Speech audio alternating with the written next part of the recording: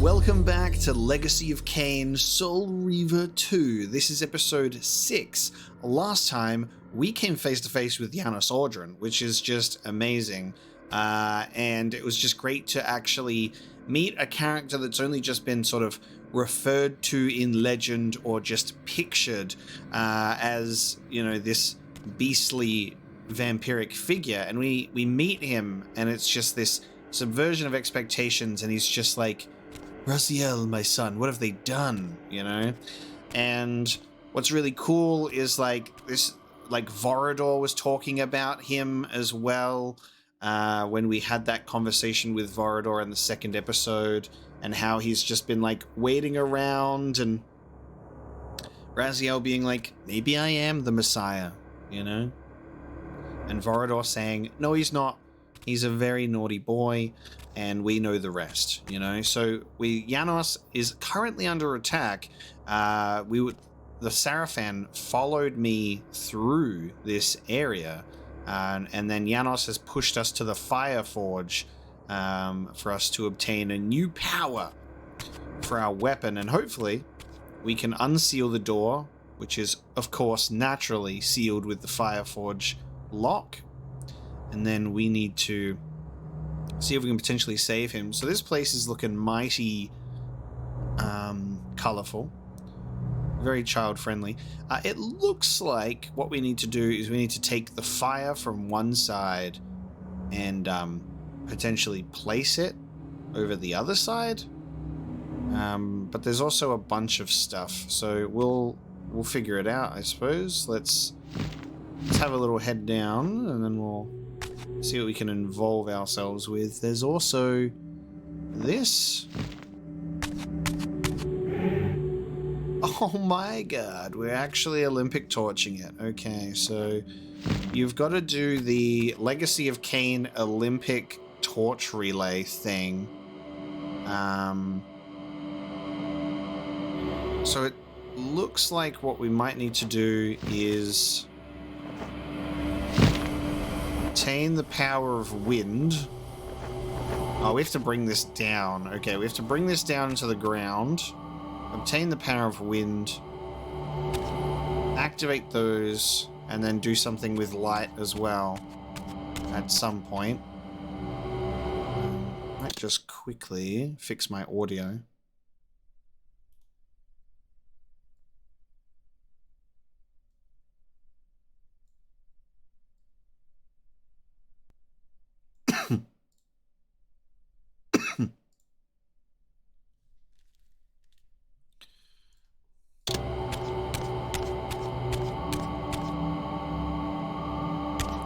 Alright, so there's another torch here as well.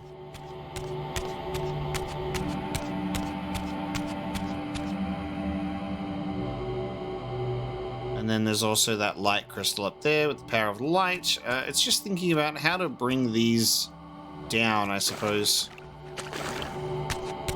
We've got a lot of platforms that have the fire symbol on it, so we're going to go for this.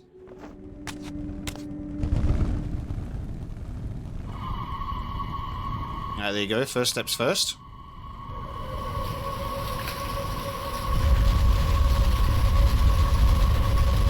Oh. Okay. Well, fuck. I messed up immediately. That's awesome. Alright. So, I messed up immediately. That's the most fun part. I see.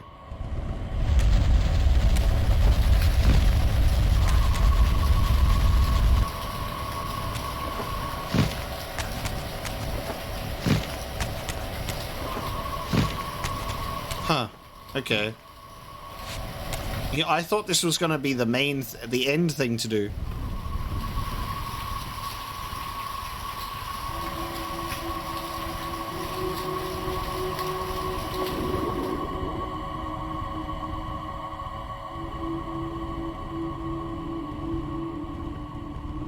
Okay. I was like, we need to do all the puzzles to get the fire from one side to the other. That's what I thought was going to be the final thing. So we're now swimming in blood. That's lovely. But we need to drain this room of the blood.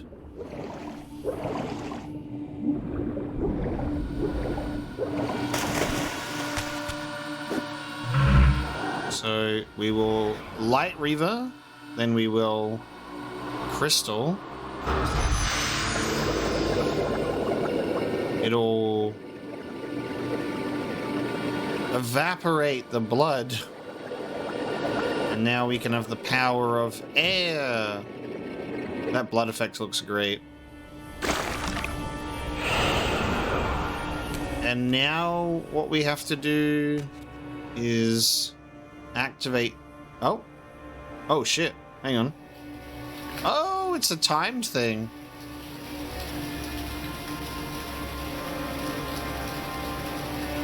Interesting. Well, that helps us get up here.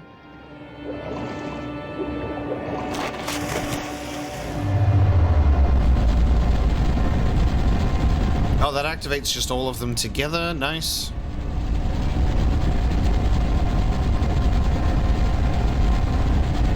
Oh, okay.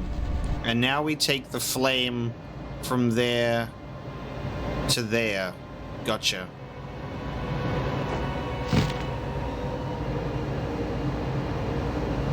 However, we need a torch. So let's grab one of these. Nice.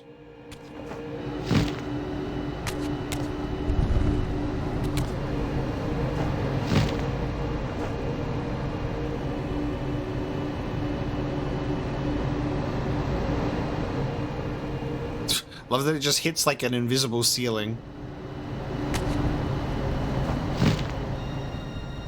Oh, yes, nice.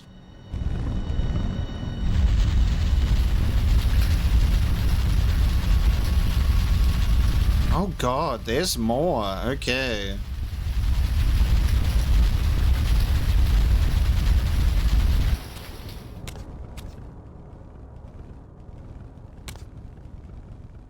So now... Oh.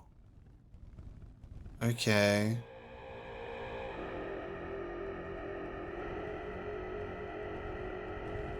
I have to take the fire over now to the end there.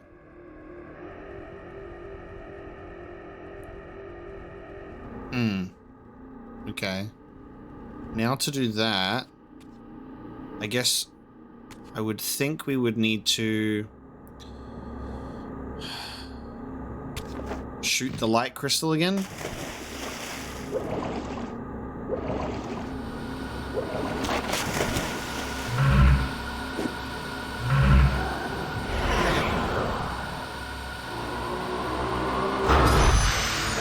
That brings down that.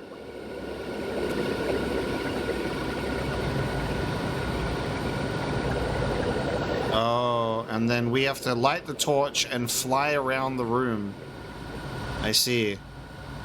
Alright, so I'm going to wait for it to go up now that I know what I'm doing so I can maximize my time.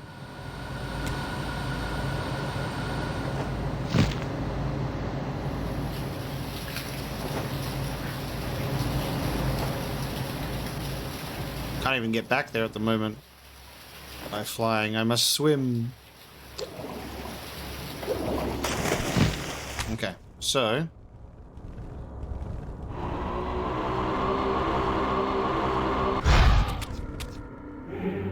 Oh, that didn't work from this distance? Don't tell me it's not going to work from this distance.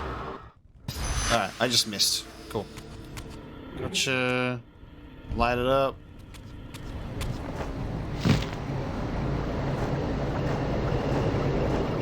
I'm assuming I can't touch the blood. Otherwise, that'll also put out the fire, potentially.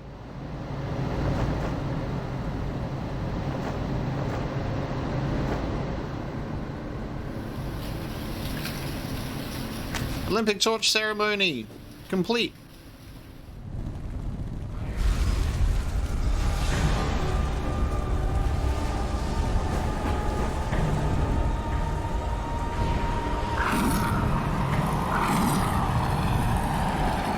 That was the easiest one yet, I think. It was cool though, mechanically.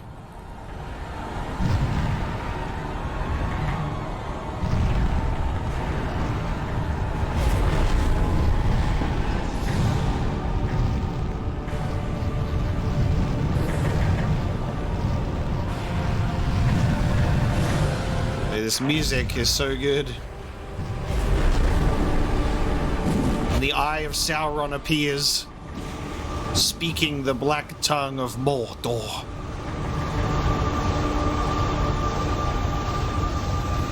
We did it.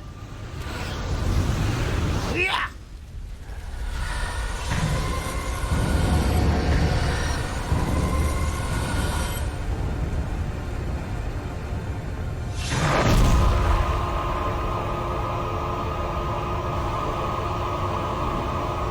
Oh, that's so metal.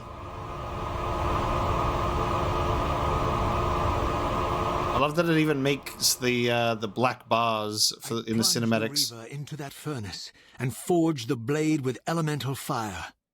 With the Reaver thus imbued, I was now armed to unlock the elemental barrier and rescue Janos from his executioners. Nice. What was I just saying? Dialogue was unexpected. So metal. I love that it makes the cinematic black bars red as well. So, and look at that. My eyes are glowing. My blade is flaming. The statue that was built in my image. There you go. Let's do a quick save. We've obtained the Flame Reaver. Funnily enough, the one and only power that we achieved in the first Soul Reaver game. And we've finally got it now. Now the flame ones have activated. Would not be able to guess that they were flame related because it doesn't have like a red color. But also I thought that the blue ones would be water, so there you go. Janos, I'm coming for you!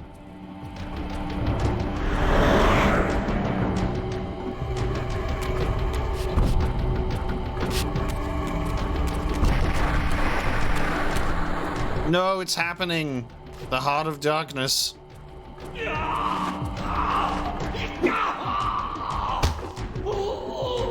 Hold him! Dude, and Mobius's staff, dude. Oh.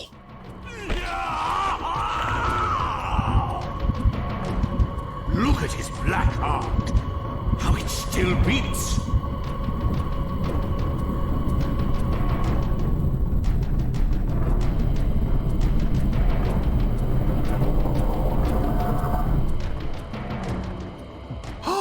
Wait a minute.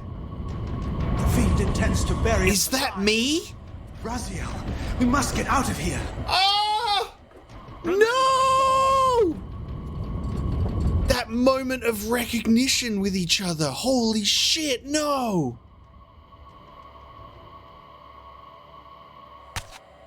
No! I thought it was going to be that, like, my missing fifth brother from... Forgive me. I'm sorry. I failed you. No, Razia. Perhaps this was my true purpose. Simply to save your life this once. While I have taken yours. Embrace your destiny, Razia. You must reclaim the Reaver. It was forged for you and you alone. Without it, there is no hope.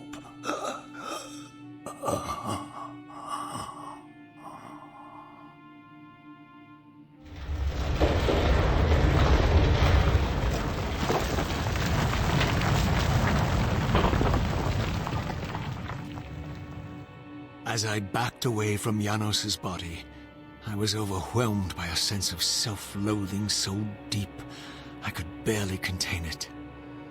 In that instant, I rejected all that I ever was, and embraced the role Janos had safeguarded for me so patiently throughout the centuries. I knew then what I had to do, the task for which I was uniquely prepared. I would pursue the Sarapan dogs to their loathsome fortress and avenge Janos Audrin's murder. Mobius would pay dearly for his treachery, and my Sarapan brethren would reap the horrors they had sown. I would retake the stolen Reaver, which was rightfully mine. And finally, when all these debts had been paid, I would reclaim Janos Audrin's heart from their filthy, unworthy hands. If the heart was truly imbued with the power to restore vampiric unlife, its highest purpose was clear to me. I would restore the heart to Janos, and thus undo the vile crime committed by my abominable former self.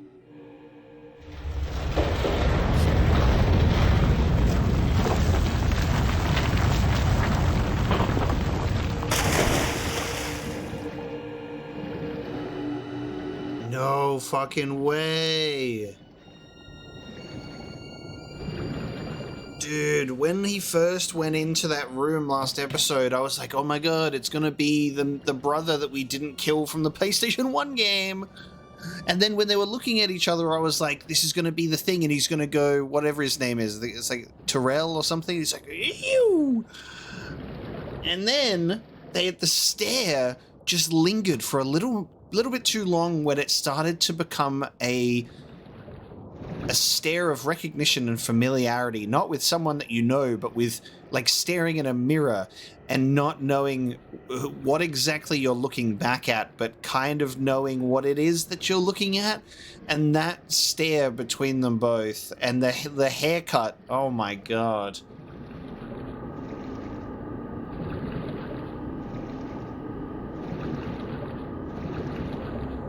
And I would say in like, obviously like Raziel's destruction by being cast in the abyss, he did not possess memories of his youth before he was pledged to Cain.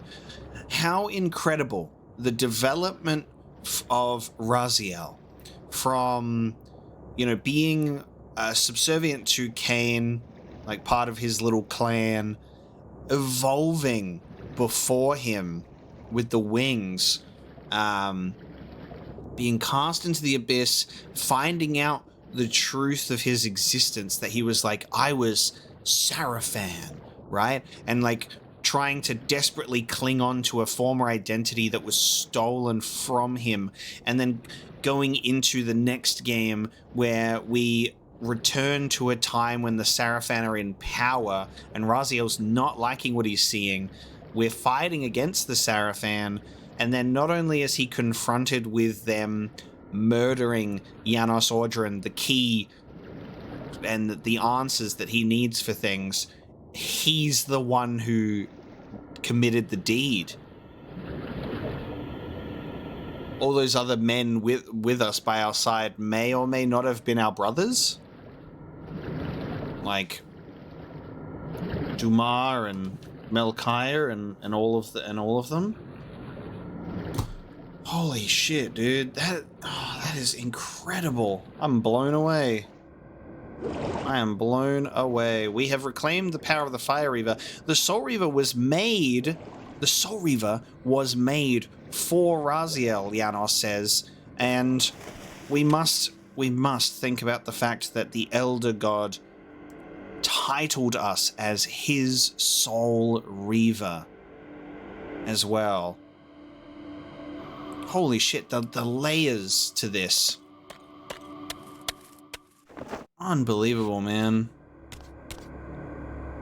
So we are now going to go to the Sarapan stronghold, fuck him up, get myself the Heart of Darkness and return it to restore vampiric unlife. Return the Heart of Darkness to Janos. I love the concept of that, like how it's spoken. Vampiric unlife. So sick. Oh, man. Is this Mobius? No, I'm being pursued by these... Little Raziel. Whoa! So these demonic pests were not merely the product of Nosgoth's corrupted future, for here they were, hurtling back over 5 centuries to pursue me.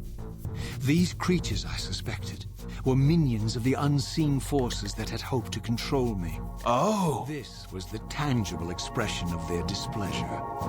These demons were unleashed as the penalty for my disobedience. Wow.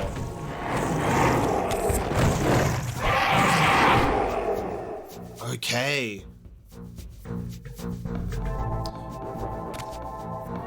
All right. I thought for a second that they were going to be like, this is the Sarapan of the future or some shit, and they've sent back in time. So the Sarapan have Mobius's staff as well, which is really interesting. Mobius has done so much.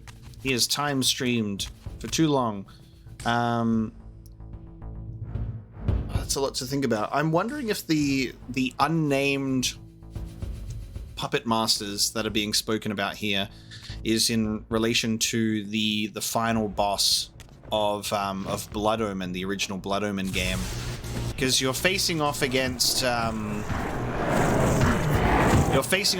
Mortanius, and then you defeat him, and then there's another entity that you defeat because you are just a pawn. Oh man, that's another thing. Like I rewatched the ending. I've been rewatching my Blood Omen videos, and I rewatched the ending to Soul Reaver as well the other day. And this is one of the first, if only, I think this is the only video game series on the channel that I have been actively playing and then reviewing my previous games for the story and the details. I've never done that before. I've been rewatching specific cutscenes and dialogue that's been spoken in this game, and it's just incredible. Like when you go to see Mobius at the end of Soul Reaver 1, and he's, you know, saying those things to you about like Pawn and Messiah, and you've got like the scenes like where you witness Mobius talking to William the Just, where he's talking about the weapons that he's given him, and that's obviously giving him the Soul Reaver, and he's like, fucking hell. There's so many things that have been given to us in those early games that just pay off so well here. And these demons... You really think you can say Noskov? Let me enlighten you, poor Raziel. This is so cool. So like these minions actually speak as well and are very well aware of who we are. Just as I thought that I was free of these fucking bastards though. Just as I thought that I was free. Oh wait, there's another one? No, just as I think that I'm free, dude. The incredible damage dealer enemies kill me. Oh man. And they can just pursue me. They can just pursue me while I'm also being attacked by wraiths. And they do so much damage. This is not good. This is not... Why? Why would you do this to me? Fucking hell, dude. Such a huge difficulty spike of a room. Okay, I return here. We got the checkpoint. That's one of our first, like, proper deaths and return to a checkpoint, because we haven't really died much at all. I think this is our second kind of death, and it's always at the hands of these fucking demons. Being thrown into an area with multiple of those, then getting pushed into the spirit realm and having to fight even more enemies is pretty punishing.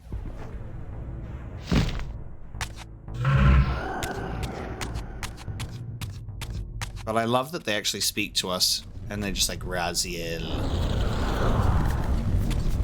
Definitely aware of who we are.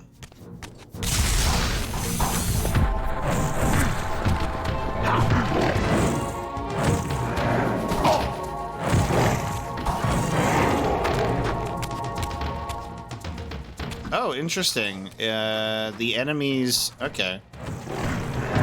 The enemies stay the same as when you died the first time. Gotcha.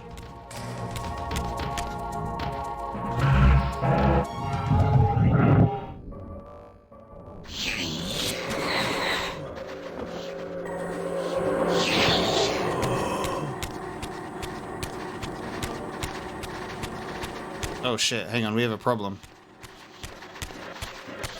Oh no, I think... Can I climb back up? I can't climb.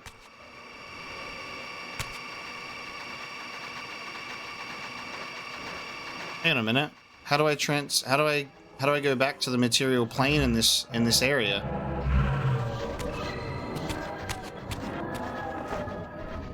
I'm too weak. I can't.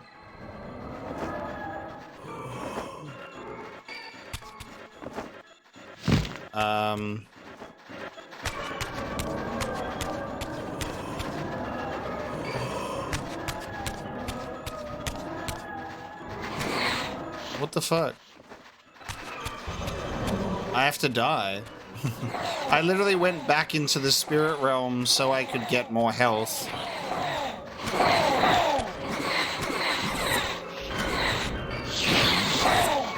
But there's no place for me to turn into the material plane here.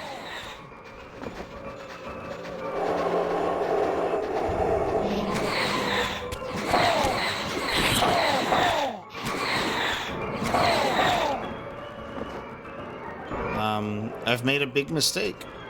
Not even clearing out the enemies gives me access to a thing.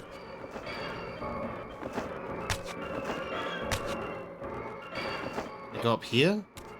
Oh, hang on. Maybe up here? Oh, thank fuck. Alright. They did think about it. I'm like, what the fuck?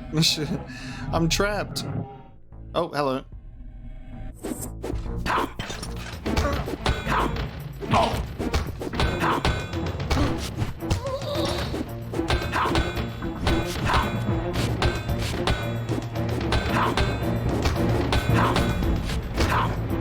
Never mind then.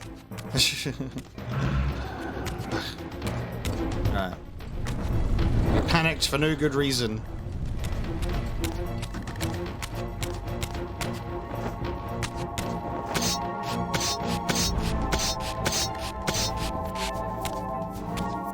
It's gonna be a long trek back to the Sarapan stronghold. Oh, Jesus. Oh, also, in my journey of rewatching my Legacy of Kain videos, that enemy that attacks you, oh shit,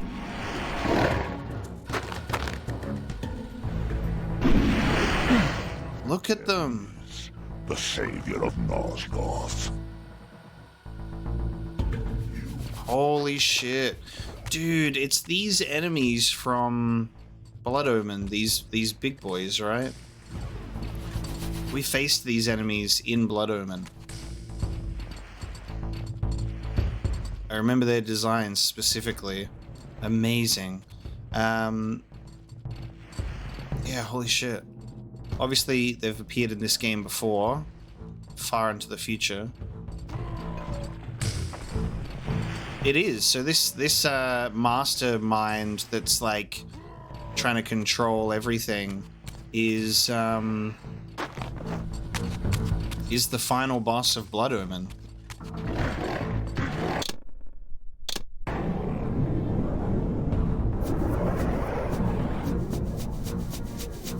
I think.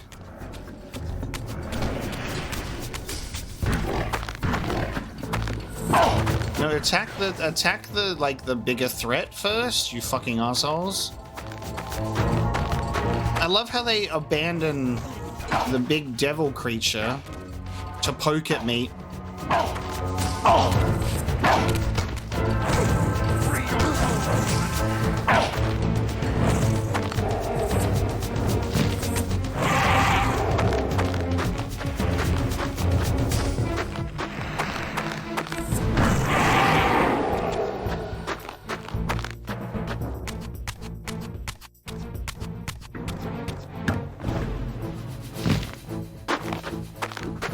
I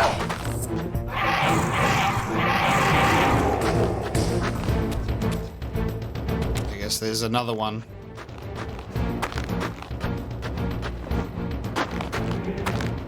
Where is it?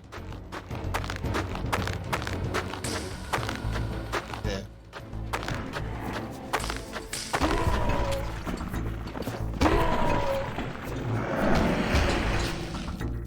Can they be killed without my input, I wonder? Yes, they can.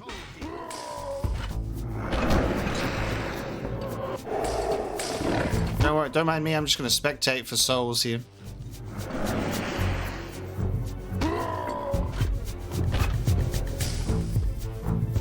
Where did that soul go? It went into the ground. That's really upsetting.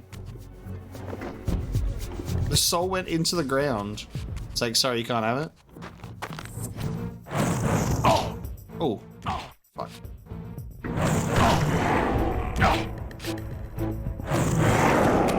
Sure.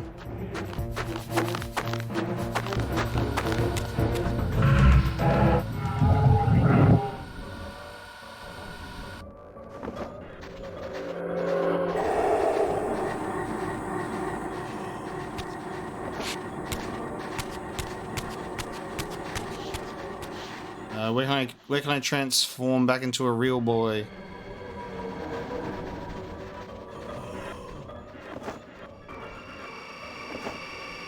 There.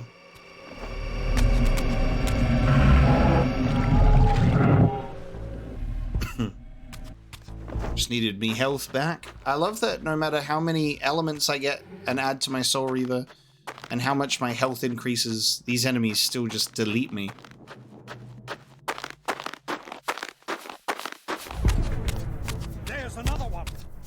No, it's not me, bro. I'm just here.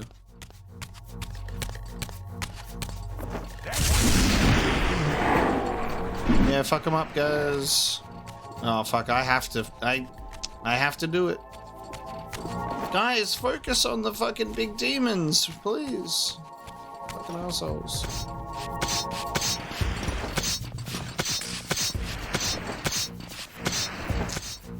Oh no, now they're just increasing their fire. Fuck you.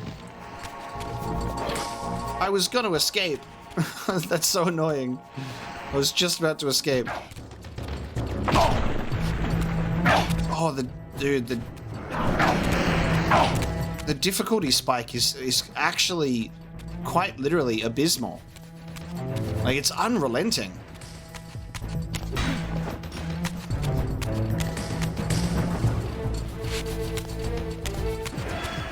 Like, you're just kind of chilling, and then you are most certainly not. You get eviscerated. The enemy AI leaves a lot to be desired on that front. Like, they have no priority. Well, actually, no, sorry, they do. It's me, but they have no correct sense of urgency.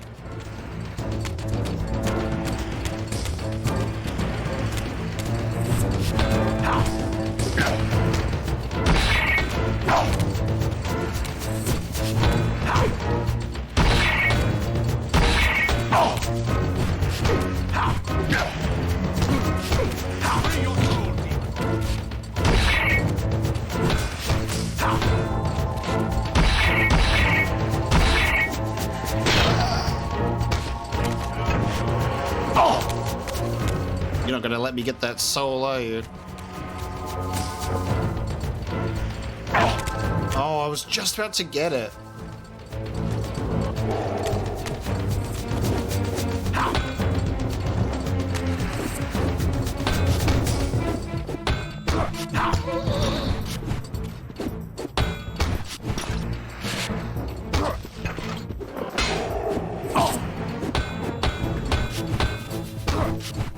Absolute miracle. I'm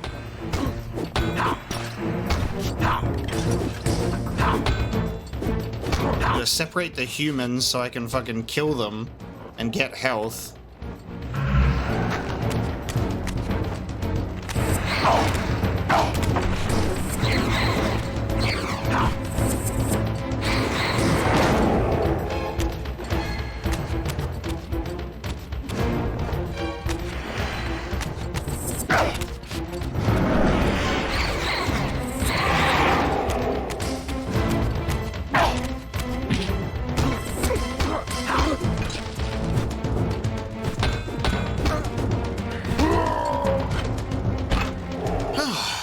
There you go. That was easy. Didn't even struggle. What I was gonna say before we got ambushed in the village was, yeah, the female like warriors, like the bold ones that shoot you from a distance. One of those was in the opening cutscene of Blood Omen, because they're going Malik. I thought that was really cool as well, that they reused that same design again. This asshole that's shooting me now, and then running away because they're a fucking coward. Dude, the combat is insufferable today. What's going on?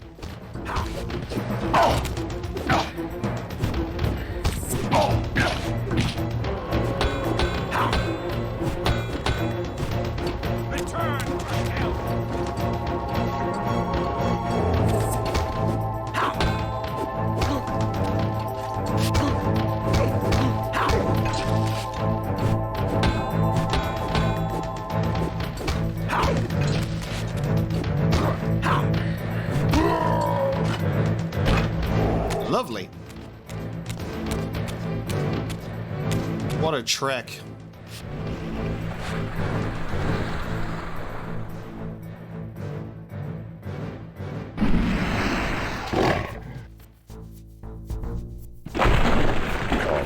Closer, Raziel. Holy shit, dude. Come closer, Raziel.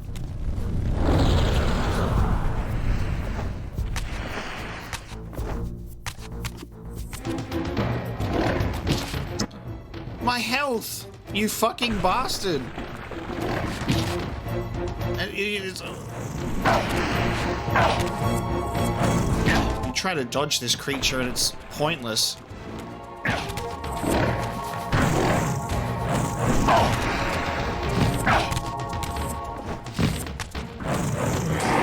Fucking hell.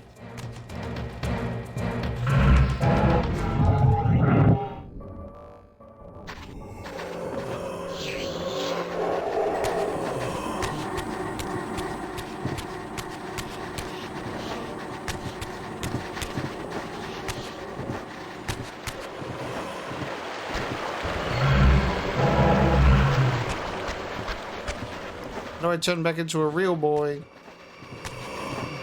This seems like a little too high. Oh, no, good. And a checkpoint, thank God.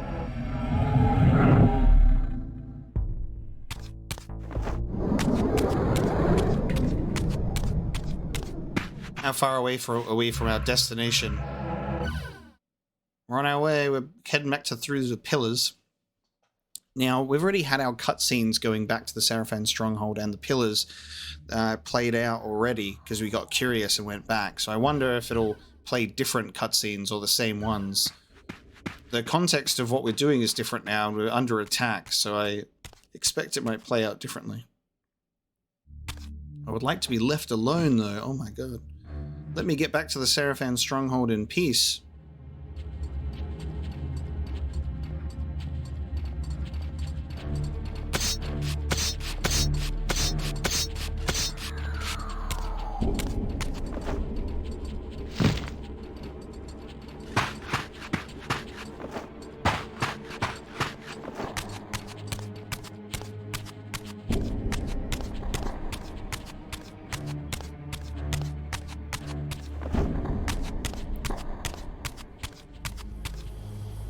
Oh, that's a good idea.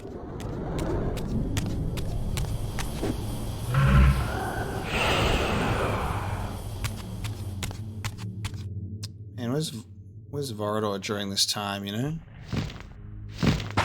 Come hang out, mate. Come help me out for a bit.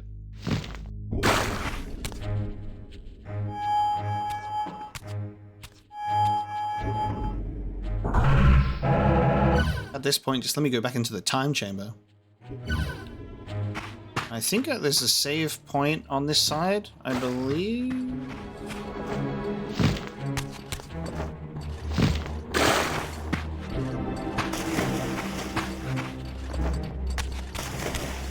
I might have made that up. Is there a save point here?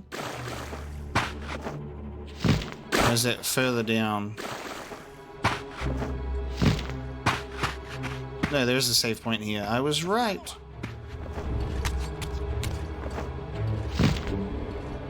dare say it's worth it.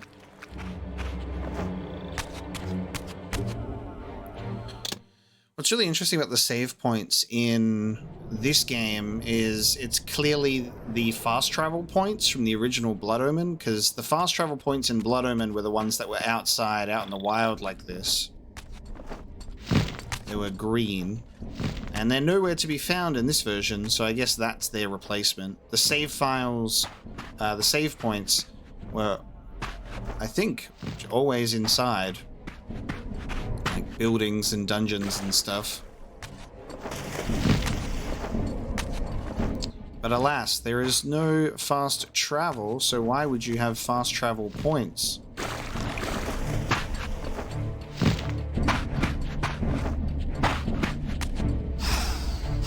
Hello?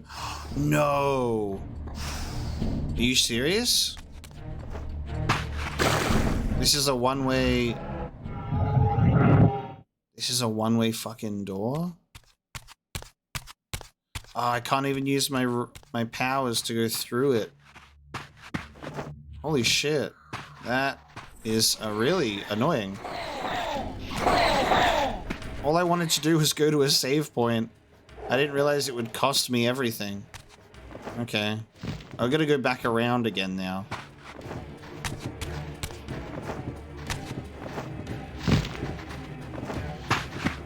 That save point was not worth it. I mean, it kind of was. But we already got a decent checkpoint. So we didn't really need to do that. I'm kind of tempted to just, like, let myself die now. Like, actually letting myself die is probably the fastest course of action.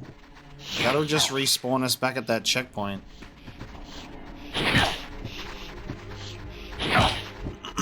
We'll let it play out.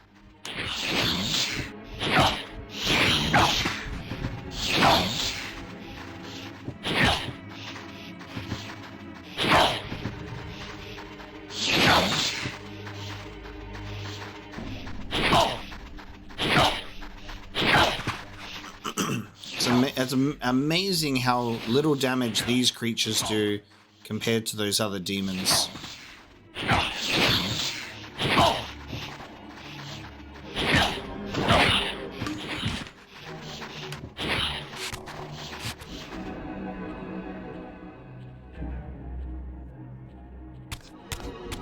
Thank you, that's much better. And now we're on the other side of the gate.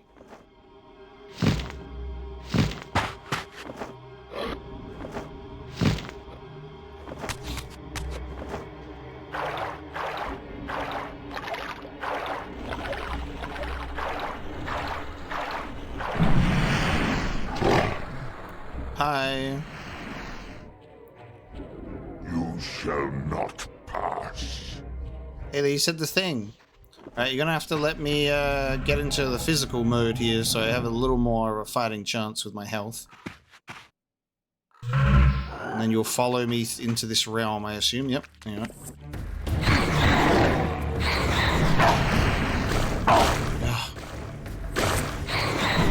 Okay, spam. My hungry Soul Reaver. Oh, that was a checkpoint there too. My hungry Soul Reaver, dude. Share some of the souls, will you?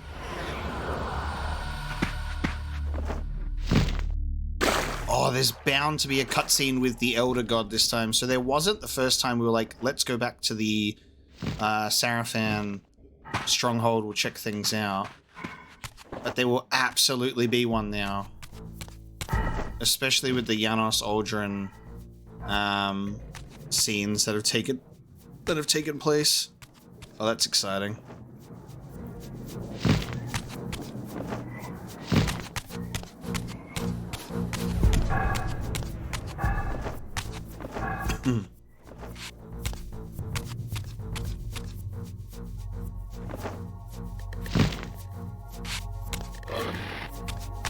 Can't wait to hear what he's got to say to me this time. No. What if you guys didn't? What if no?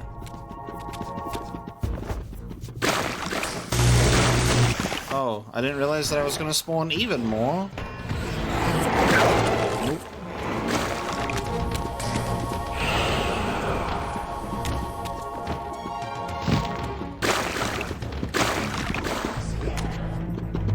Raziel, they say.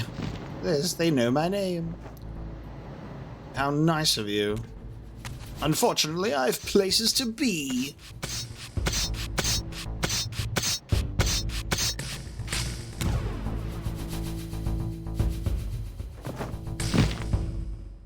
I knew it. I fucking knew that would happen. I fucking knew that would happen because it happened the last time we tried it.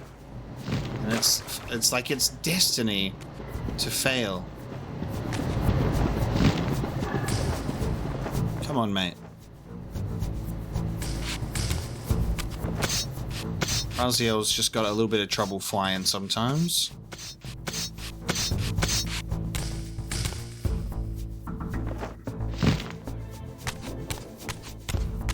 Such an awkward little jump and fly.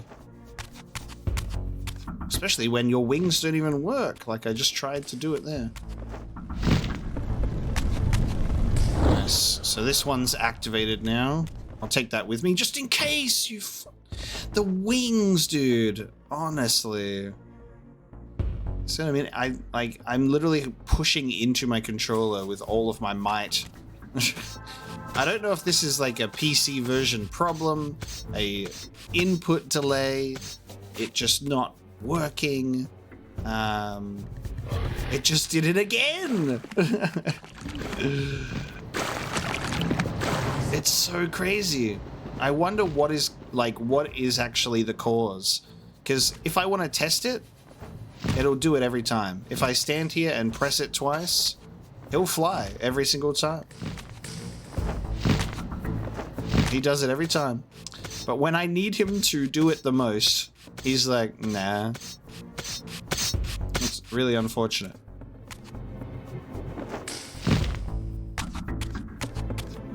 We'll get a good streak where he'll do it, and then he'll just refuse.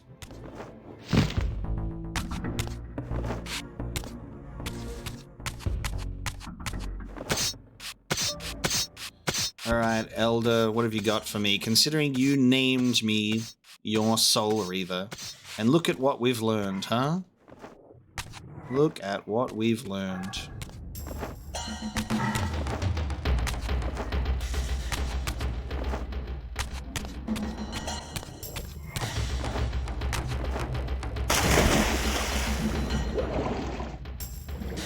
Now, he's but a baby in this time, though. He's just like the one eyeball. He's not as grown. But he hasn't spoken to us yet in this time period. Interesting. Maybe when we're above water?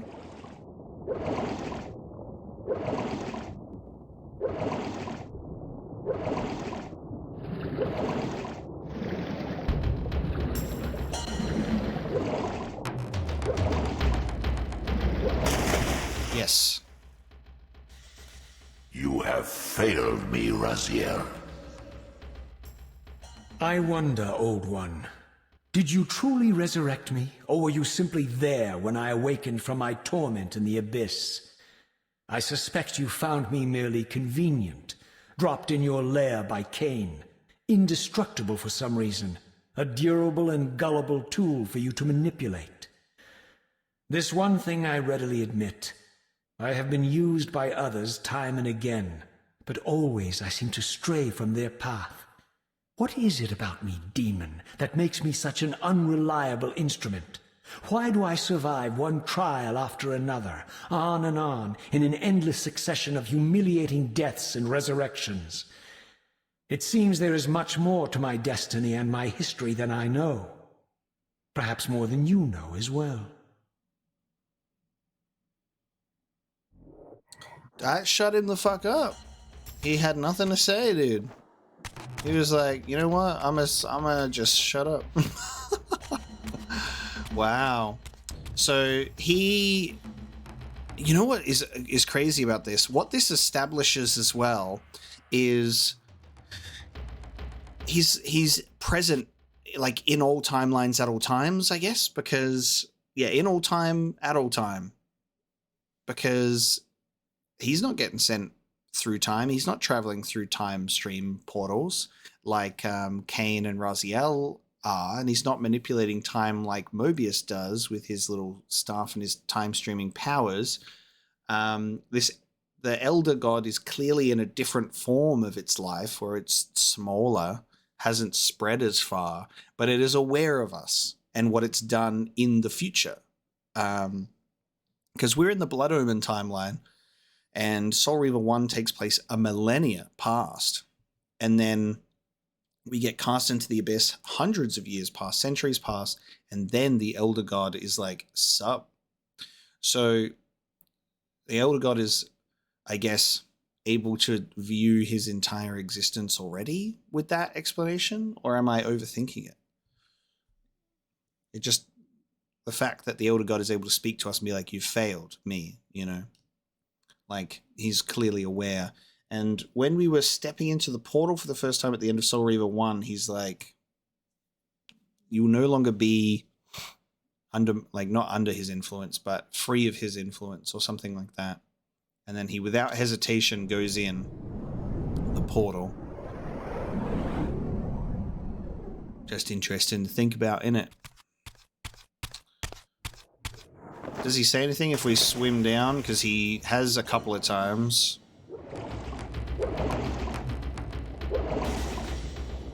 You have failed. He just says, you have failed. Interesting. I thought he might have had more to say, but Raziel really just didn't allow him at the time of day. He's like, beat it, old fool. Amazing.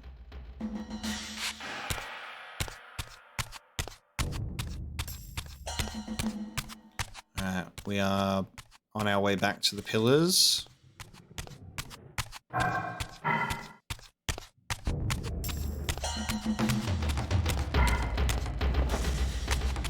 wonder if we'll have another scene with Ariel in this game, because that's another thing that's really curious and interesting, is like, I guess, the scenes with that we never got to see in the first Soul Reaver game, like, fuck, where am I going? The scenes in the first Soul Reaver game of Ariel, like, absorbing herself into the Soul Reaver.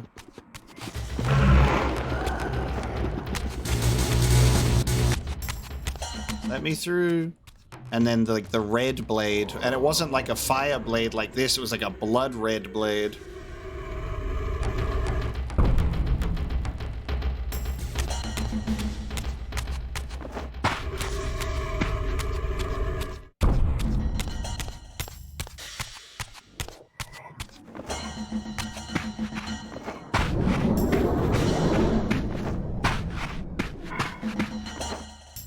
So many questions, so little answers, and the answers we do get open up more questions, you know? Classic. And that's the very specific style of storytelling that just gets you hooked and pulls you along for a ride of going crazy. Crazy. The pillars. Oh, maybe a Kane scene and an Ariel scene? That would be awesome. That's what I want. So a cutscene played here last time. Made... Oh, it is a new cutscene. Thank God. I'm so happy. I was worried it would just not play anything because we already got a cutscene.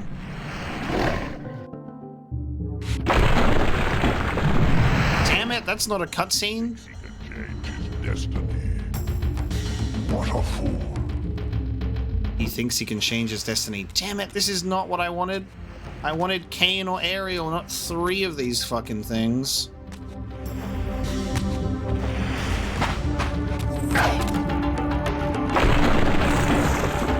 Oh, the fire breath spam.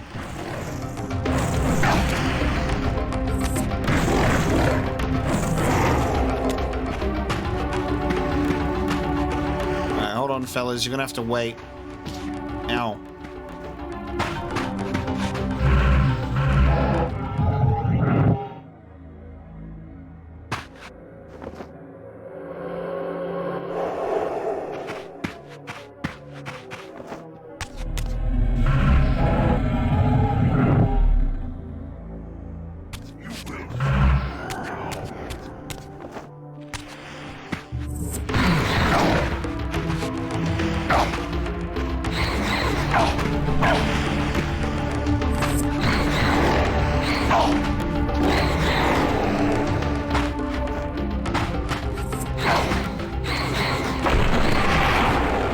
That one was weak.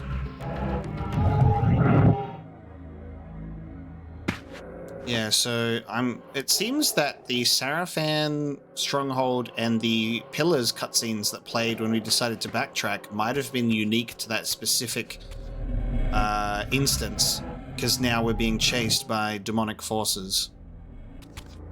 So that's cool that we got to witness those. Where's Cain, right? You know what I mean? But he did say, he's like, go and forge your own path. So Cain's just off doing his own thing, not interfering with us, which makes sense. But I wonder what Ariel's doing, considering her job is to be bound to the pillars forever. Where's she at? She's taking a nap. Spirit who never rests.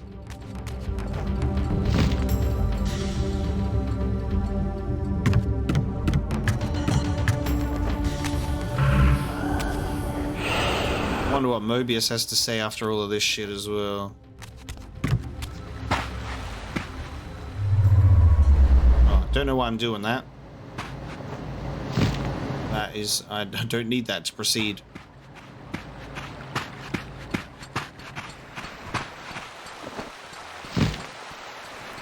Still waiting for something to happen with that at some point. It just looks too important to just be constantly ignored.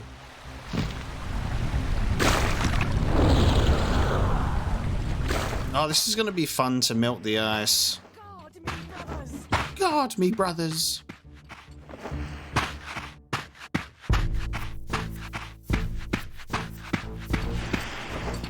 Something that I'm thinking about in this timeline as well of where we are, because we're in Blood Omen time,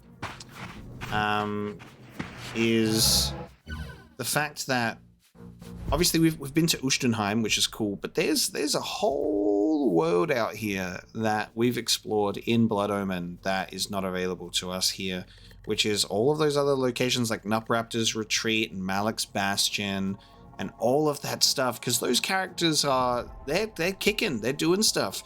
Mobius is in this time as well, also as the Oracle, but he doesn't have his staff, so I guess he's given the staff to the Sarapan here. I don't know.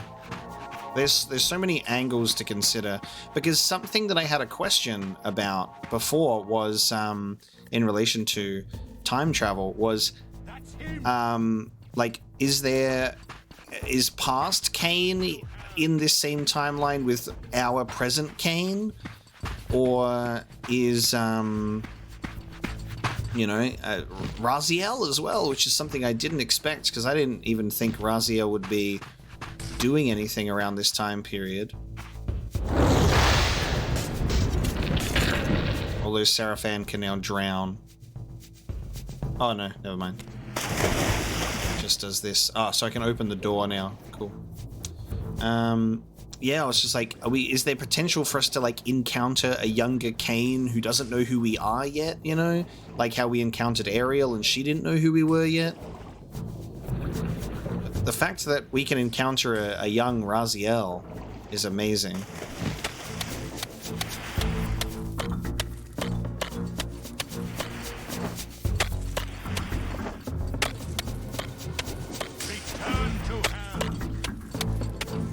Return to hell? Come on, guys. Be nice. I should save here, too.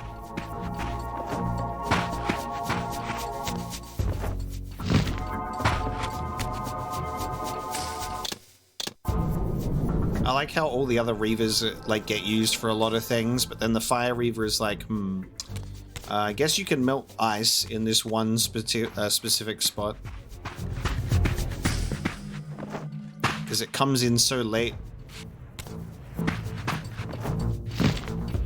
Actually, I do not think this is not the way that I'm supposed to do this, but it's the way that I'm doing it. No! No! Fuck. You bastard. Alright, hang on.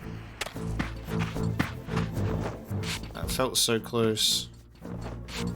Free your soul, demon. Oh! Ow. That was rude. Alright, hold on.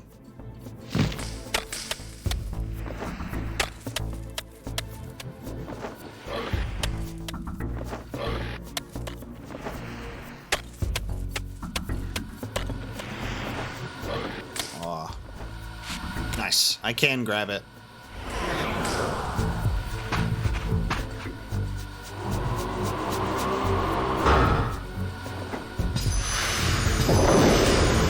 Door open!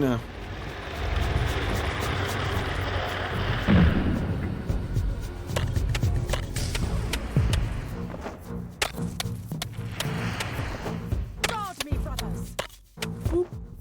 Okay, we get to now see the Sarapan Sanctuary. Like when everything is in their peak. Guard me, brothers.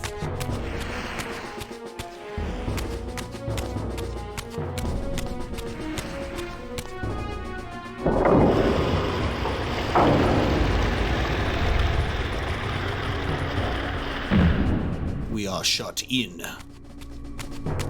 I am not trapped in here with you. You are trapped in here with me. Oh, I love that we're coming back to this spot at the beginning of this game, right? Seize him. We've been here at 3 critical moments.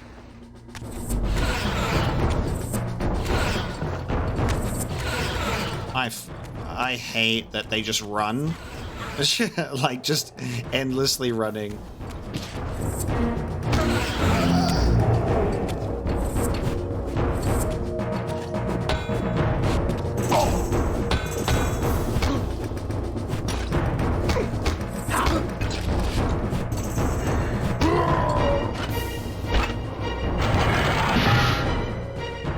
Give me that soul.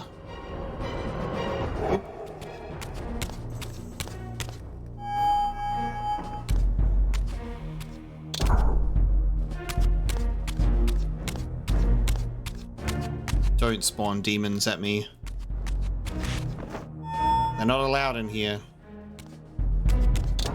Suddenly and inexplicably, I discovered the Reaver suspiciously laid across my path. It's a trap!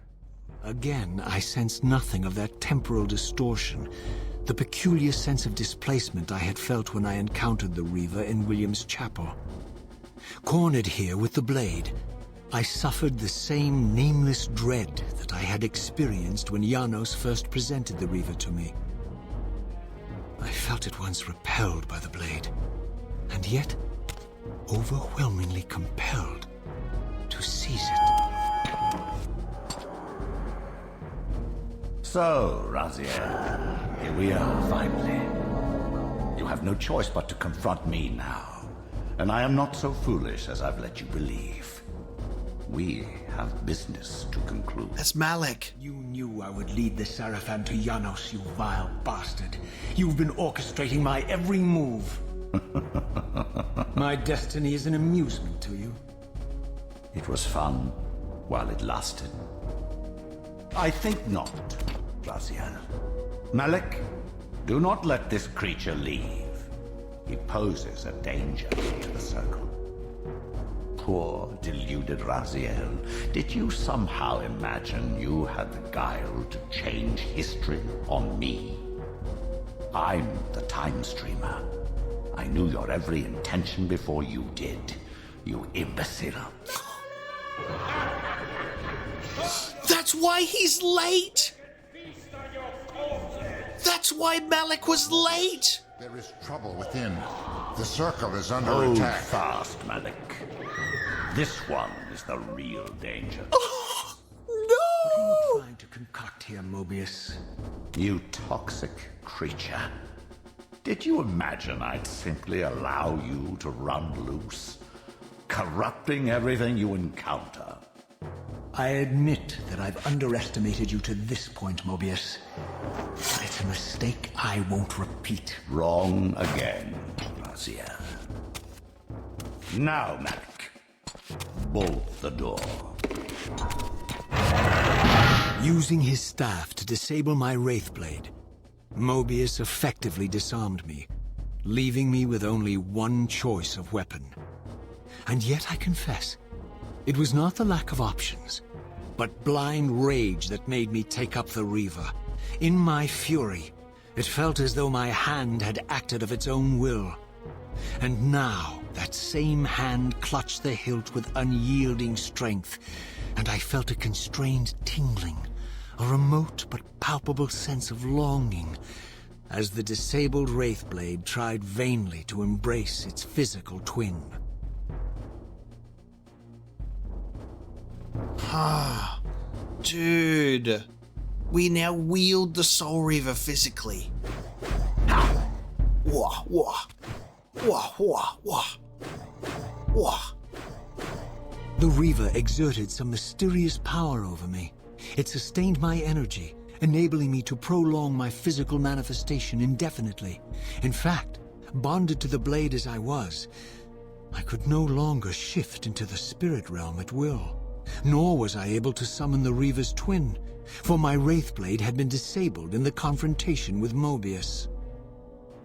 Yeah, I just tried to shift, or like at least open the menu to like go to, yeah. Oh my god. Okay. So, dude, it actually explains this whole time I've been like memeing that like Malik was late because he slept through his like 5 alarms. He was partying out like the night before, but he was here. Oh, dude. And then, because he fails, Mortanius punishes him by stripping his flesh from his bones and permanently encasing his soul into the suit of armor. A punishment because Mobius said, nah, hold up, mate, wait 20 more seconds. Unbelievable. So Vorador is in here destroying the circle right now. I was wondering what he was doing and where he was at. Holy shit, which means actually, fuck, I've been talking about past Cain. Cain's still a human noble from Korhagen at this point. He hasn't been killed. I reckon it seems pretty clear that it would have just been like Mobius would hire a shitload of bandits to go and kill Cain, and then Mortanius raises him from the dead and he becomes the vampire, and then that sets those events in motion. Mobius is like taking all these people and like putting them on his little 4D chessboard. You cannot defeat me, Time Streamer Palpatine, and he's just seeing every move before it's even made. It's very interesting that it's drawing such a specific mention to that no time distortion, no resistance with the blade, the physical blade here, like we've felt every single other time. And I wonder if that's like because this is the time or this is the moment where we are meant to wield the blade, or whether there's something else happening. Because yeah, like when Janos was presenting it to us, we were like, get it away from me. Whereas every other time, the Wraithblade was like, please, you know, get me into that thing. But Mobius has disabled our Wraithblade, but we have the physical one. There's just so much to think about. I thought we were about to have a Malek fight, and that's why he was going to be late to save the circle, because he would have been fighting us, but instead he just sealed us in.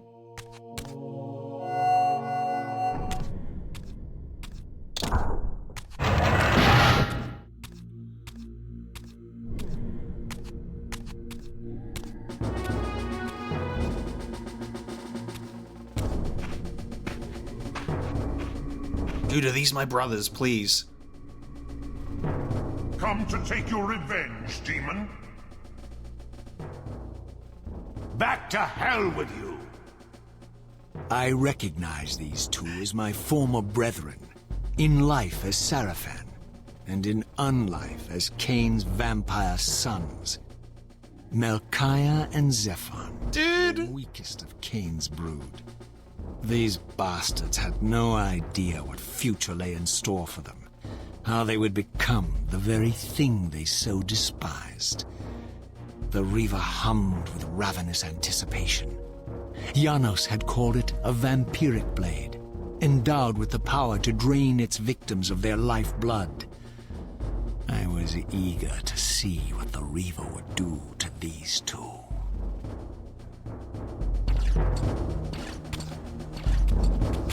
Oh! No! We're the reason that they die! Oh my god, we're the reason that they're all put in tombs and then Cain will resurrect them later. No way. Dude, this is a fucking delight. This has got to be one of the greatest episodes I have ever recorded on the channel. Holy shit. It's Melchiah and Zephon, the first two bosses that we face. And now it's like a double thing. Oh my god. Could you imagine, right? Like, this room with facing against two enemies makes me think about, like, Ornstein and Smo, right? Like, could you imagine, not From Software developed exactly, but, like, if this game played, if this Legacy of Kain series played, like, say, like, Elden Ring, right? Could you imagine that gameplay, but with Legacy of Kain storytelling, might just be one of the best games for all of time, forever. If it had that level of gameplay, obviously not as in-depth and customizable, maybe more like Sekiro, where Sekiro has like your more so set equipment that you use. But you know what I mean? Like that same level of would be amazing. And I just think about like having this like the health bars pop up and like fighting these enemies in that sense just be amazing. All right, physically using the blade. Oh yeah, fuck! I'm like invincible, dude. Because not only can I not go into the spirit realm, the blade is sustaining my health as it said, so I take no damage.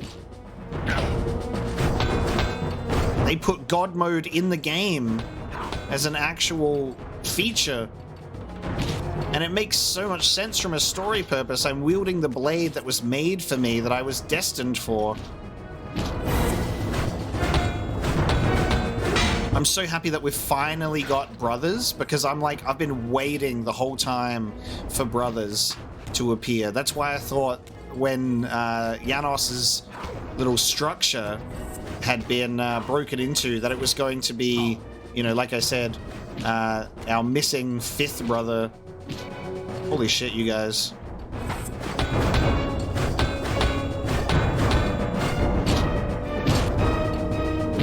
But instead, we might end up going through the same order that we fought them in the original. Melchiah, Zephon, Dumas might have been third, and then it was Rahab, and then I think that, and then the fifth one I believe is Terrell, but I can't remember that name as much because obviously we didn't face off against that brother.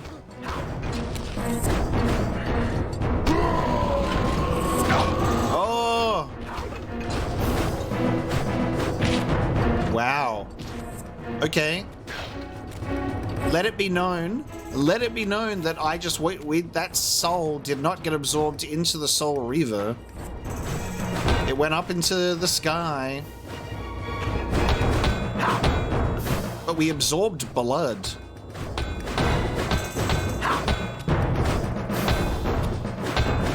Let's get a better look at that with this guy. Oh, there's a kick. There's a low kick move. And they can jump over it. There's actually a surprising level of depth to the combat here. It's not the most advanced thing in the world, and it's a little bit frustrating at times, but you can trip them up. Holy shit. Like, there's a variety of different moves you're able to do. It's quite cool. And like I said, every like combat encounter against every character. As Melchiah and Zephon fell before my blade, I felt the Reaver's bloodthirst as keenly as I ever had when I was still a vampire. I could sense the boundary between us dissolving. The Reaver was consumed with my rage, and I was intoxicated by its bloodlust. The blade had a vitalizing effect on me.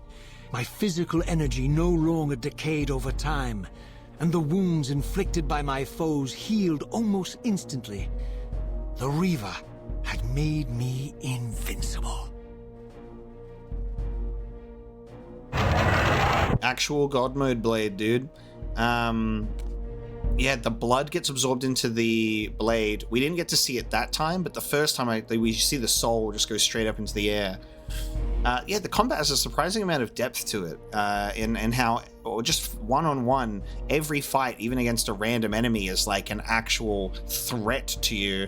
And annoying blocking aside, quite impressed. It's more than just hit enemy, dodge enemy, block enemy. There's a lot more.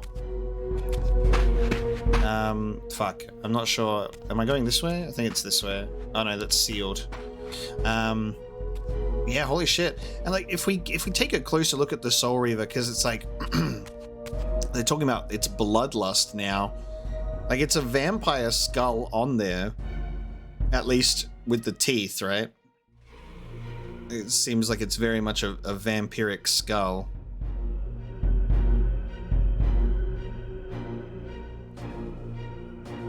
What if the Soul Reaver is created out of Raziel's, like, corpse one day, and then sent back through time? Like, that's Raziel's skull that he's wielding. Do you reckon that's why there's the time is like deforming around us, because he's holding his corpse as a blade, and then the sword is flung back through time for it all to begin again? See, I was theorizing, hey, what if Raziel gets thrown back all the way back to the beginning and becomes like the savior who can restart Nosgoth? But then, like, we see the Janos Audron scene and what's actually happening, and then how we're supposed to be the savior of Nosgoth, and we're getting all of these lines thrown at us, and we're rethinking theories on the fly, and then we're like, now we have the Soul Reaver that it's so intertwined for us. It was made for us. We feel so in sync with it. I'm like, how was the Soul Reaver made? Like, how was it made? Is Raziel's, like, body and soul forged into this blade? In a future so far ahead of time where Raziel's corpse finally gives in to time? Obviously, I don't know the origins of the Soul Reaver and how it's made. I don't even know if those questions get answered. All we can do is just crazy theorize and connect all red string on the whiteboard and go, what the fuck? What does it all mean? Oh, we're just doing a series of brother fights. This is so good. I'm so happy. This is amazing. The next two, Dumar and Rahab, right? Have you come to reclaim the monster's black heart? You'll have to get through us first. My former brethren, Duma and Rahab, confronted me next. This all seemed so elegantly choreographed. Exhilarated by the Reaver, I was drunk with revelations. I could finally appreciate the delicious irony of Cain's blasphemous private joke, and I reveled as I colluded with him across the centuries. For it was I who put these bastards in their tomb, thus providing the corpses for Cain to raise as his vampire sons a millennium from now. Oh my god, I'm just so happy with how in tune I am with like the story and the events that are going on. Holy shit, dude. Oh, it's just so satisfying as a result. Holy fuck. And the reason why Malik obviously never had a tomb was because, like, he was one of our Sarapan brothers. That he was bound to a suit of armor and he was locked in combat with Vorador, and I think his fate was unknown. And that's why he never got a tomb. But the cool thing is, though, is I guess we're going to fight our fifth brother and put him in his tomb. The one that we never got to fight in the first Soul Reaver game.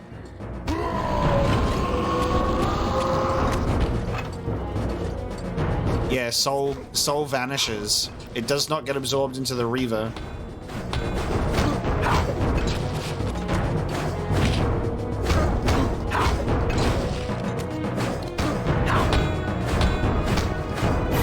Oh, I just realized. The paintings aren't on the murals yet. Because the events have only just happened in this time. They're just empty stained windows at this point. They don't have events that have taken place, which means that inner chamber of the Sarapan Sanctuary obviously won't have the fucking mural of Vorador ripping apart the circle either, which is actually really funny to think about. They're like, yeah, let's just, in the place where Vorador massacred the circle, let's just paint the mural to fucking memorize that. What's the word that I'm looking for? To the word escapes me. To set it in stone, for lack of a better term.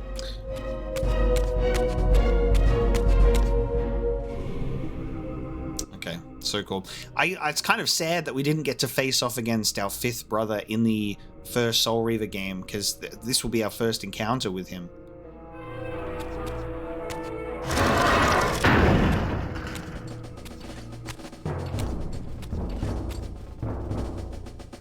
Get back to the pit you crawled from, demon. And here at last was my brother Turel, who along with Duma would bear me into the abyss without questioning Kain's command. So dutiful and righteous, even as a vampire. I guess some habits die hard. The vampire Turel had eluded my vengeance. The Sarapan Turel would not. Dude, the fact that the dialogue addresses it is so good. Like, it's just like, at long last, and he's like, the vampire version did not get to be destroyed by me. Oh, that's so cool. I'm a happy little boy right now. I'm a happy boy enjoying 10 out of 10 storytelling. Holy shit. I am feasting.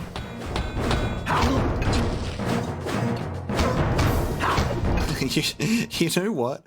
Kain's talking about the two sides of the coin, right? The two sides of the coin of my Legacy of Kain experience is, holy shit, this combat can frustrate the hell out of me. Fucking stop attacking me. And the other side is, I am the happiest I've ever been. And then we need that coin to land on its edge. And the coin is on its edge right now for me, because this combat is fine. And we're feasting on story. So my coin has landed on its edge. Oh, dude. Stop poking me with that stick, will ya?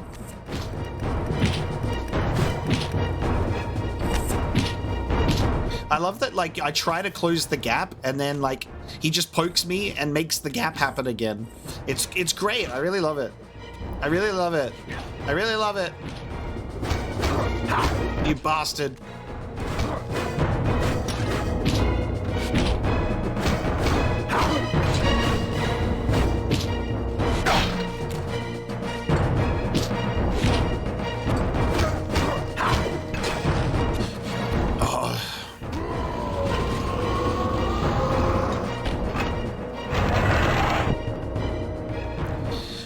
Knowing the actual events of Blood Omen taking place right now is incredible.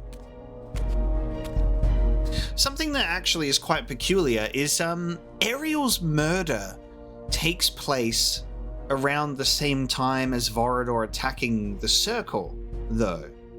At least from my understanding, because at the beginning of Blood Omen, it shows the Circle being attacked by Vorador, and then it shows Ariel being stabbed and her tipping the scales of balance as she collapses.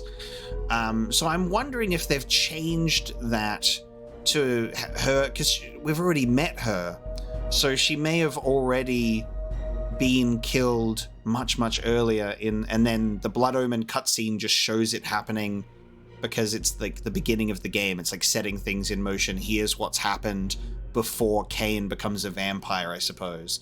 But yeah, because we've already met Ariel at the Pillars, that would make sense. She's already been slain before Vorador then takes on the Circle. Which begs the question, who killed Ariel, right? I don't know if we have that answer. This is the problem when you start getting so much lore that you forget previous lore a little bit. I don't think we know who killed Ariel, Nupraptor's former lover. Did Nupraptor do it? Did Mortanius do it? Did the entity that controlled Mortanius and seems to be protruding into this realm do it? Was it all orchestrated by Mobius? Who fucking knows, dude? But obviously, there's nothing in there for us either. No William the Just mural, no Heart of Darkness mural. Because it is taking place right now. Well, William the Just won't take place for a while yet.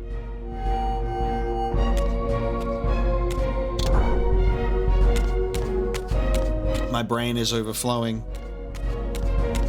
This feels like I'm going through sort of like the penultimate events of this story, which is quite amazing because going through and fighting your brothers and then going into the Sarapan stronghold where this game began to potentially, I assume, take on Mobius is amazing. And it feels like we're approaching the finale of this game in that sense, whereas in Soul Reaver 1 I was absolutely taken by surprise by the to be continued because it was just like whoa, they pumped the brakes so quickly when it was just getting like to the good part. But this game has just been the good part for the whole game, so it's amazing that they've been able to like continue that momentum from the first Soul Reaver experience, and then it feels like we are coming to a close of this potential storyline. Not this storyline, but I guess this game story. It feels right. It feels earned in that sense where the previous game didn't. And I consider myself so lucky that I get to play Soul Reaver 1 and 2 back to back. Because it really is like a complete game. I don't see it as two games. Oh, it's me! No, vampire. Here we are. You've destroyed my brethren, and now you've come for me. I've killed myself. You'll find I'm not such easy prey. I don't want to kill you, but I will if I must. Return the heart to me, and we can end this now. So, you've come to avenge that filthy parasite and reclaim his foul heart. You're a righteous fiend, aren't you? Apparently I am. No, vampire. This is where it ends. But you won't be leaving this room. Now, let's finish this. I'll make it mercifully quick.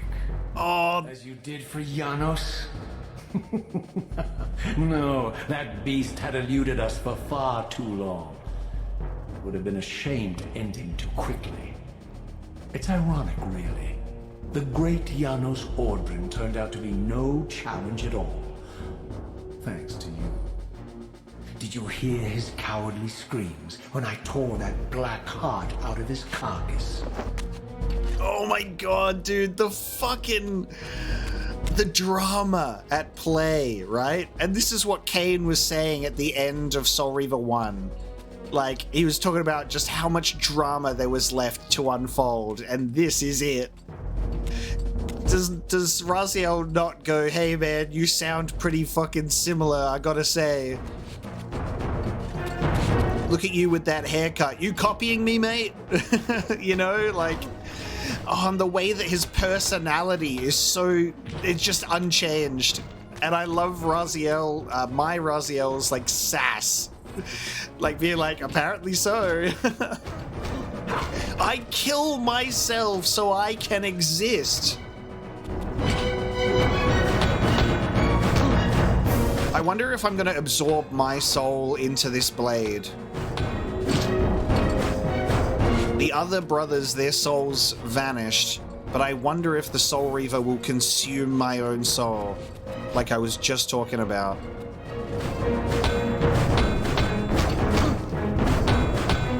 There's only one way to find out.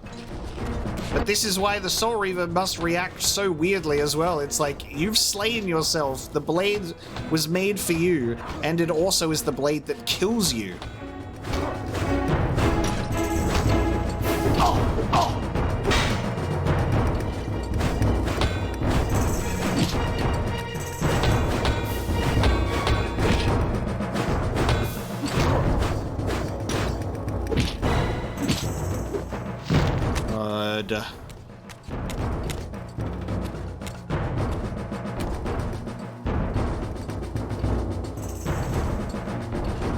This is the room. This is the room where the tombs are, too. Isn't it? Is it not? This is the room where the tombs go.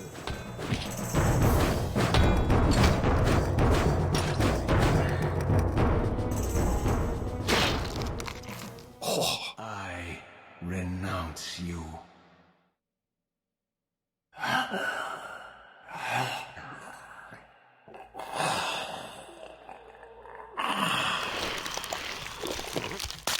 Oh, that noise. And so it ends. My history comes full circle. In the Ouroboros symbol. Oh my. Sensing its twin, the Wraith Blade uncoiled itself from me, and instead wound lovingly around its former self. I felt its grip loosen, and as the blade left me, its absence chilled me more than its presence ever had.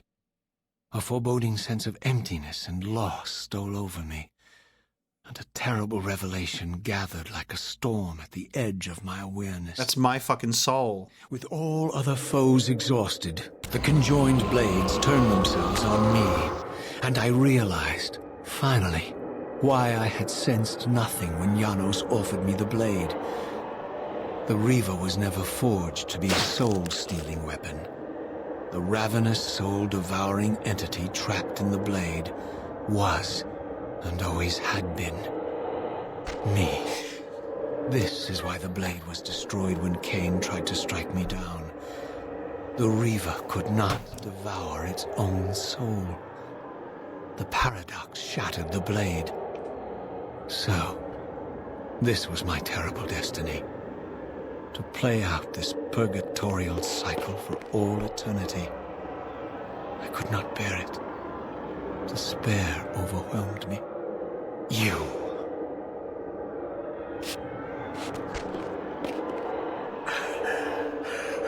Are you enjoying this game? Don't fight it, Raziel. Give into it. Was this your destiny for me all along?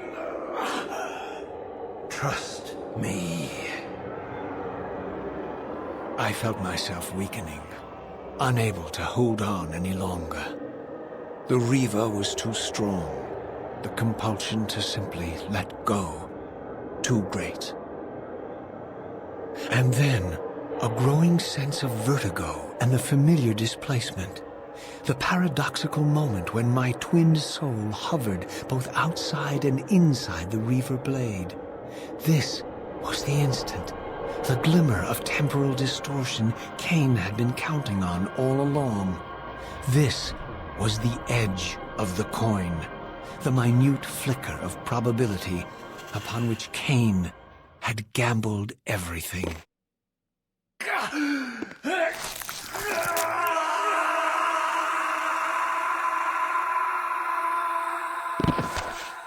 Now you are free to reclaim your true destiny, Raziel. Behind Cain's eyes, I could see new memories blooming and dying as history labored to reshuffle itself around this monumental obstruction.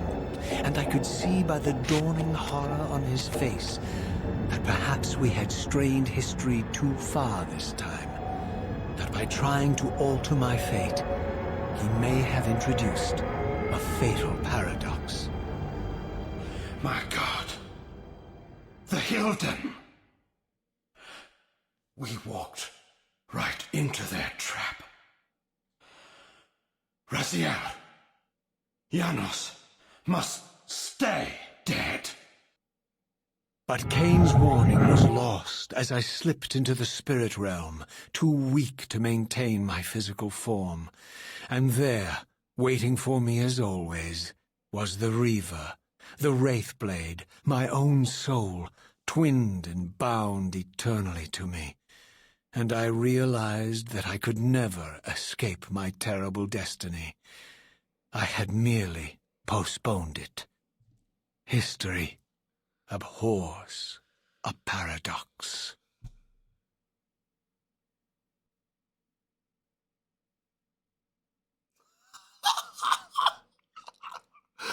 Oh, this is going to be one of the greatest games I've ever played in my life, dude.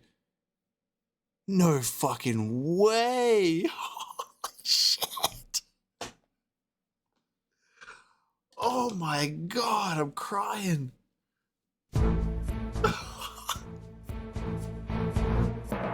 Amy Hennig, I worship you. I worship you. No shit. Oh, the poetry, the poetic scene of killing yourself, the snake eating its own tail around you in the room that you will be entombed in. Later for that room to have a spiral symbol in the middle.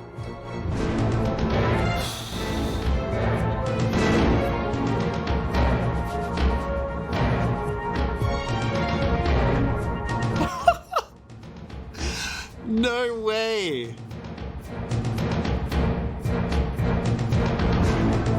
Now that's a fucking ending, dude. That's how you end a fucking video game. Holy shit.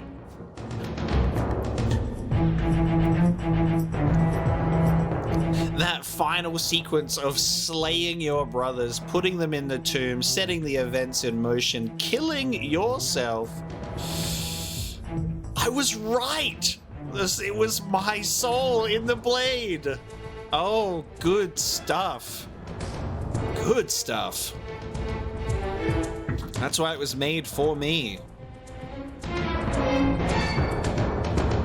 Holy shit, so in Soul Reaver 1, when Cain strikes us with the blade and it is shattered and then we absorb the Soul Reaver, and all he can do is laugh about it. And the Elder was aware of that to an extent, calling us the Soul Reaver.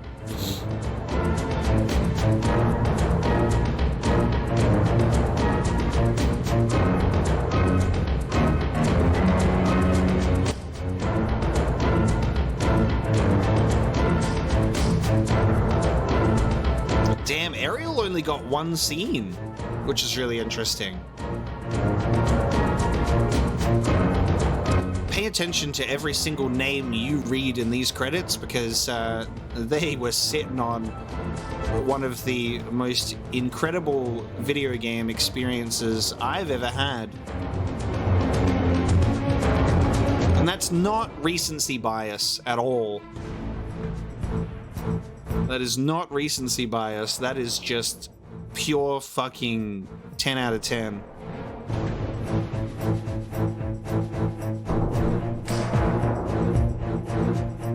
This voice cast, man. I just love the fact that Simon Templeman playing Logain in Dragon Age is someone that I was like, I hate you. And now he's just so good. What a a small cast too, you know? And they nailed it.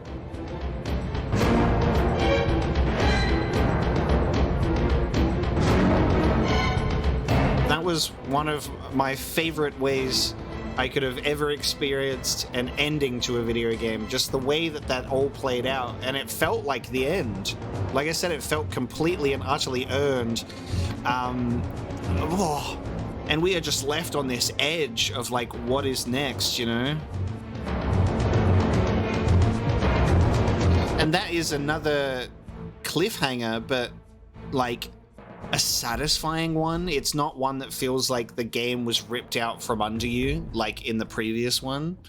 Going to be continued. This one was very much like a satisfying cliffhanger that you're pumped up for what comes next, but you feel satisfied with this meal because 5-course meal.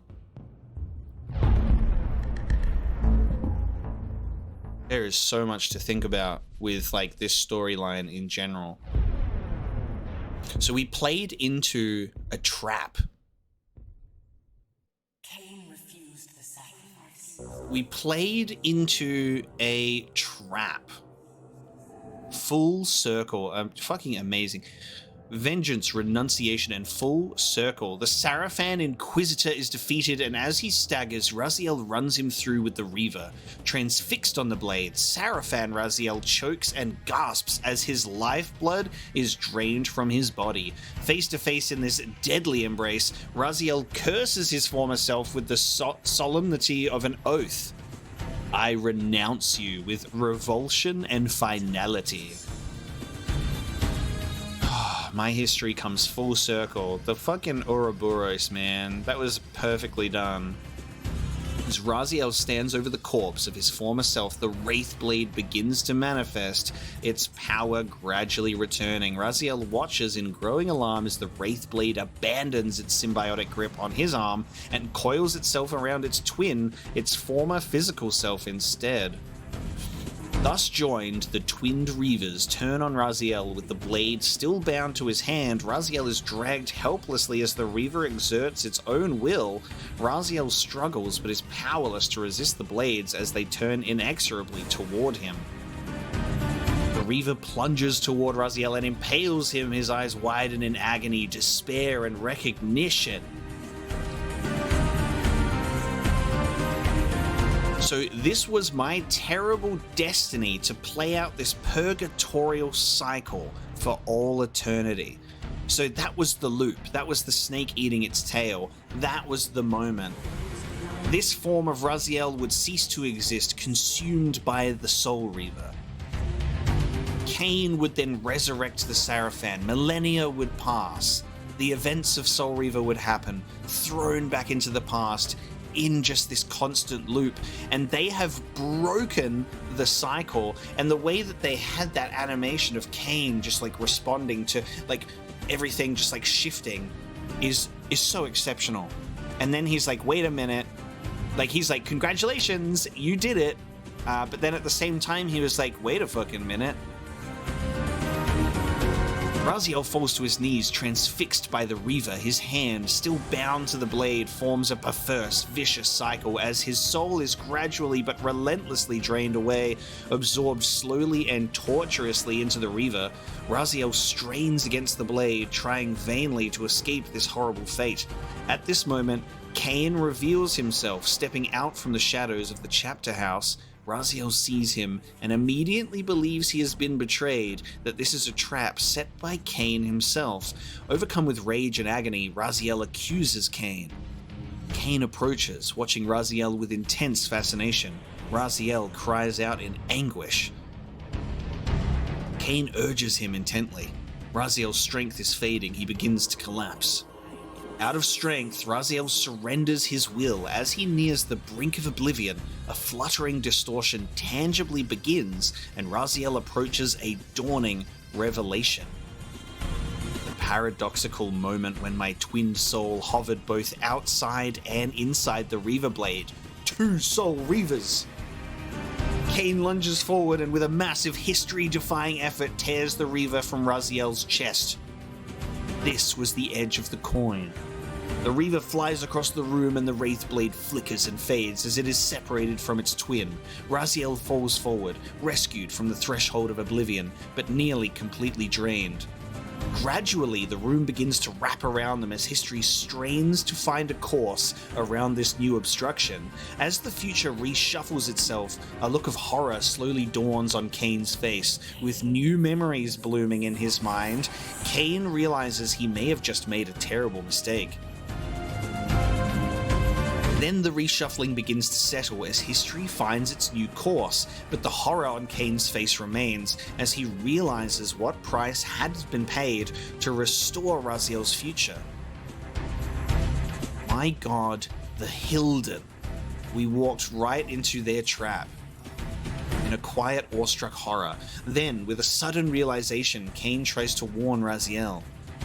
Janos must stay dead.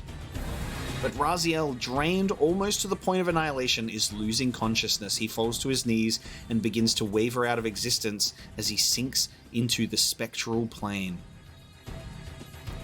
History abhors a paradox. Oh, that ended perfectly with the end of the music. That's really fucking ominous and strange. We literally read that script, that final scene, and then the music ended. Like, it actually has just started again. That was fucking perfect. Full circle. Oh my god, my brain, man. Like, this is in my top 5. This is my top 3 video games of all time. Not from a gameplay perspective, but just like from a pure writing standpoint. This is exceptional.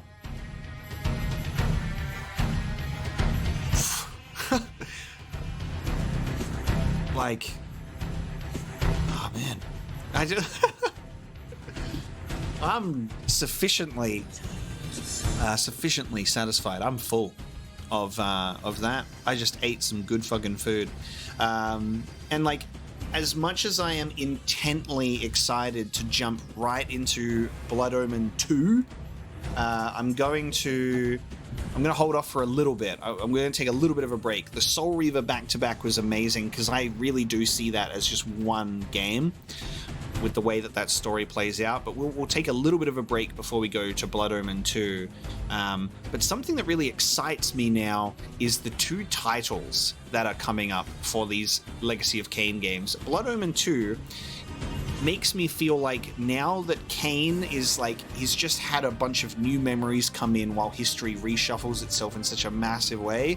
I think what we're about to witness in Blood Omen 2 is potentially a new timeline or just events that we haven't seen before play out in Kane's past, because obviously we know that Blood Omen is about Kane and his fledgling vampire experience, and then if we're going to do a sequel to that, it makes sense that would be around those events, but maybe with the new context of what Soul Reaver 2 has done. So I think Blood Omen 2, my theory going into it is that it's going to be those blooming memories potentially for Kane to give context to him going the Hilden, which I think he might have just named our big bad.